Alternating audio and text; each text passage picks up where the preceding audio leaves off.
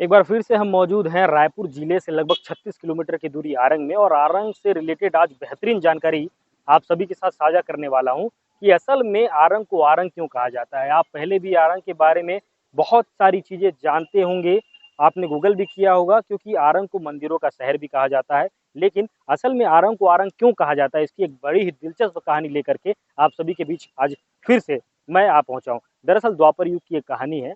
और यहाँ पर जब द्वापर युग के समय राजा मूर्ध्वज की नगरी होती थी, जो आज के समय में हम सभी आरंग के नाम से जिसे जानते हैं।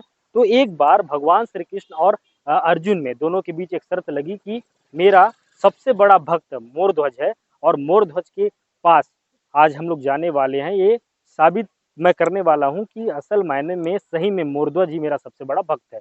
तो भगवान श्री कृष्ण और अर्जुन के बीच में शर्त लगी। वो लोग राजा मूर्ध्वज के पास पहुंचे और उन्होंने अपने शेर के लिए खाना का डिमांड किया कि मेरा शेर भूखा है। मूर्ध्वज जो राजा रहे हैं उनके सामने ये बात रखी कि मेरा शेर भूखा है और उसके लिए मांस की जरूरत है, लेकिन शर्त यह है कि वो सिर्फ इंसान का मांस ही खाता है। इतने में राजा मूर्ध्वज तुरंत तैयार हो गए, ठीक है मैं अपना मांस देने के लिए तैयार हूँ। लेकिन उसके बाद ही भगवान श्री कृष्ण ने एक शर्त और रख दी कि मेरा शेर जो है सिर्फ बच्चे का मांस खाता है। तो वो राजा मूर्ध्वज ने बोला कि ठीक है मेरा बच्चा है, मैं अपने बच्चे का मांस देने के लिए रेडी हूँ।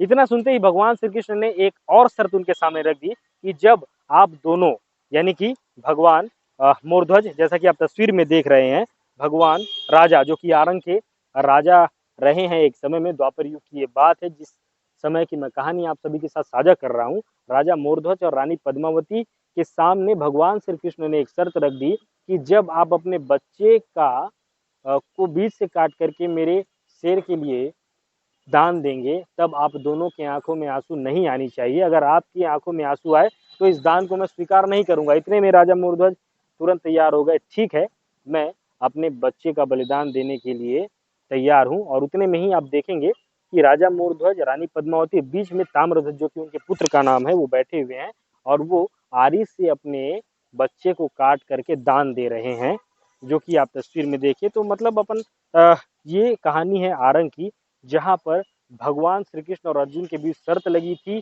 इस चीज की कि राजा मूर्धज जो आरंग के राजा हैं, यानी कि उस समय द्वापर युग का समय था, उस समय राजा मूर्ध्वज की नगरी के नाम से इस आरंग को जाना जाता था। तो उस समय शर्त लगा और शर्त में राजा मूर्ध्वज जीत गए, और ये साबित हो गया कि राजा मूर्ध्वज श्री कृष्ण जी के परम भक्त हैं।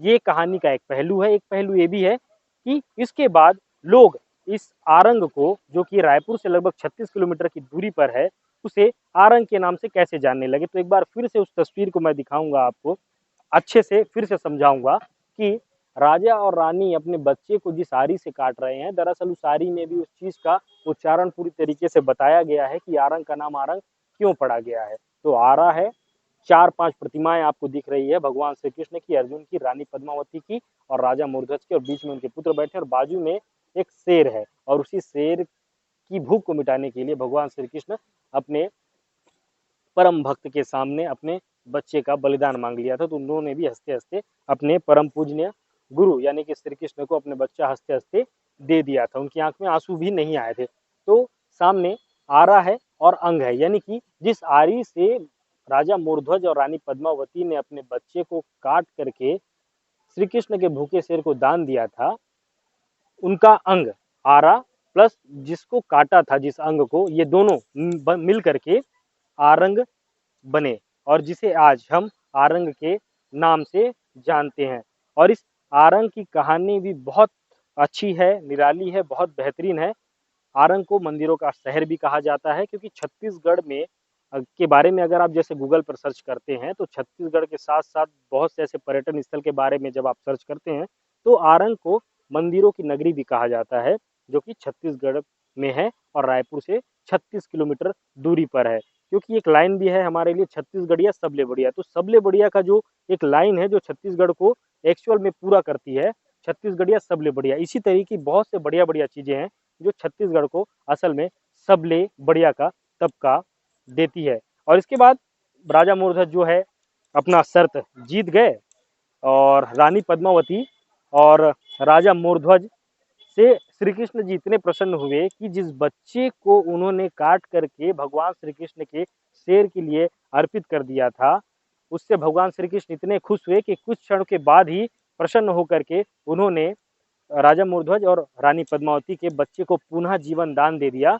और तब से ही राजा मूर्ध्वज के नाम से, राजा मूर्ध्वज की नगरी के नाम से आरंग को जाना जाता है और ये मंदिरों का महानगर भी कहा जाता है। अगर आपको हमारी कहानी अच्छी लगती है, क्योंकि इससे पहले मैंने आपको आरंग के ही एक चौक की कहानी बताई थी, ऐसे ही और भी कहानियां आप आरंग से जुड़ी देखना चाहते हैं, सुनना चाहते हैं, तो हमारे चैनल को सब्सक्राइब करिएगा और ज़्यादा से ज़्यादा लोगों तक शेयर भी करिएगा। मेरे साथ कैमरे के पीछे है मोहित और मैं अजय चंद्राकर, ARC न्यूज़ आरंग।